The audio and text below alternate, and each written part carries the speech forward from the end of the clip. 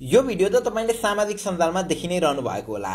विभिन्न देशका राष्ट्र प्रमुखहरू युएनको एसेम्ब्लीमा बोल्न जाँदा नपाएको सम्मान नेपालका राजा महेन्द्र वीरविक्रम शाहदेवले पाएका थिए। त्यस्तै भर्खरै मात्र मृत्यु भएकी बेलायती महारानी एलिजाबेथ द्वितीय पनि राजा महेन्द्रकै पालामा उनको निम्तोमा पहिलो पटक नेपाल आएकी थिइन्। महेन्द्रको निम्तोमा विभिन्न राष्ट्र प्रमुखहरू नेपाल आउने मात्र होइन, राजा महेन्द्र समेत अन्य राष्ट्रको भ्रमणमा जाँदा उनले विशेष सम्मान र स्वागत पाउने गर्थे। यो भिडियो राजा महेन्द्र अमेरिका गएको बेला त्यति बेलाका राष्ट्रपति लिन्डन बेन्स जोन्सनले उनलाई अमेरिकामा गरेको स्वागत हो।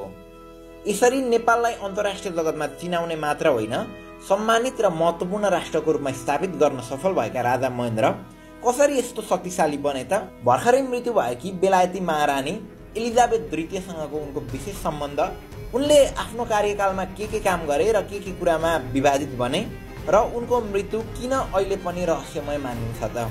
आज हामी यही विषयमा चर्चा गर्न गइरहेका छौँ। And like Nepal, she now carries her influence and example into the great forums of the world. राजा त्रिभुवनको जेठो छोरोको रूपमा महेन्द्रको जन्म 1977 मा भएको थियो। दरबारभित्रै हुर्किएका उनी 13 वर्षकै उमेरमा बुबा बनेका थिए। दरबारभित्रै बस्ने गीता गुरुङसँगको शारीरिक सम्बन्धका कारण रविन्द्र सिंह गुरुङ राजा महेन्द्रको पहिलो पुत्रको रूपमा जन्मिएका थिए। तर जात नमिलेको भन्दै राजा महेन्द्र र गीता गुरुङको विवाह भने भएन। पछि 20 वर्षको उमेरमा राजा महेन्द्रले युद्ध शमशेरकी नातिनी इन्द्र राज्य लक्ष्मीसँग विवाह गर्छन् र उनैबाट 3 जना छोराहरू वीरेन्द्र, ज्ञानेन्द्र र धीरेन्द्रको जन्म हुन्छ। रानी इन्द्र राज्य लक्ष्मीको 2006 सालमा मृत्यु हुन्छ र त्यसको 2 वर्ष पछाडि राजाले आफ्नी साली अथवा इन्द्र राज्य लक्ष्मीकी बहिनी रत्न राज्य लक्ष्मी देवीसँग विवाह गर्छन्। बुबा त्रिभुवनको मृत्यु पश्चात 2011 सालमा राजा बन्दा महेन्द्र जम्मा 34 वर्षका मात्र थिए। उनी राजा बन्नुभन्दा 200 वर्ष अगाडि नै पृथ्वीनारायण शाहले नेपालको एकीकरण गरेका थिए। तर नेपाल भनेर त्यति बेलासम्म पनि काठमाडौँलाई मात्र चिन्ने गर्थ्यो। पृथ्वीनारायण शाहले नेपालको एकीकरण त गरेका हुन्, तर पनि यसलाई संस्थागत गर्ने काम भने महेन्द्रले नै गरेको भनेर भन्ने गरिन्छ।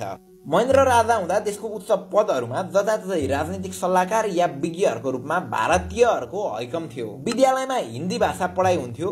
भारतीय सिनेमा संस्कृतिले नेपालभित्र प्रवेश गरिरहेको थियो। यति मात्र होइन, नेपालमा प्रयोग हुने मुद्राहरूमा पनि 90% मुद्राहरू, करेन्सीहरू सबै भारतकै थिए। अब यो कुरा महेन्द्रलाई पिटिकै मन परेको थिएन। त्यसैले उनले ती सबै भारतीय विज्ञ र सल्लाहकारहरूलाई हटाइदिएर नेपालकै सक्षम नागरिकहरूलाई ती पदहरूमा पुर्याए। यसो भए पछाडि नेपालमा के भइरहेको छ भन्ने कुरा भारतले सुइँको पनि पाउँदैन थियो। उनले नै त्यस समय खस कुरालाई नेपालको राष्ट्रिय भाषाको रूपमा स्थापित गरेका थिए। त्यस्तै उनकै पालामा नेपाल राष्ट्र बैङ्क स्थापना गरी नेपाली करेन्सीलाई, नेपाली मुद्रालाई देशभर अनिवार्य गराए।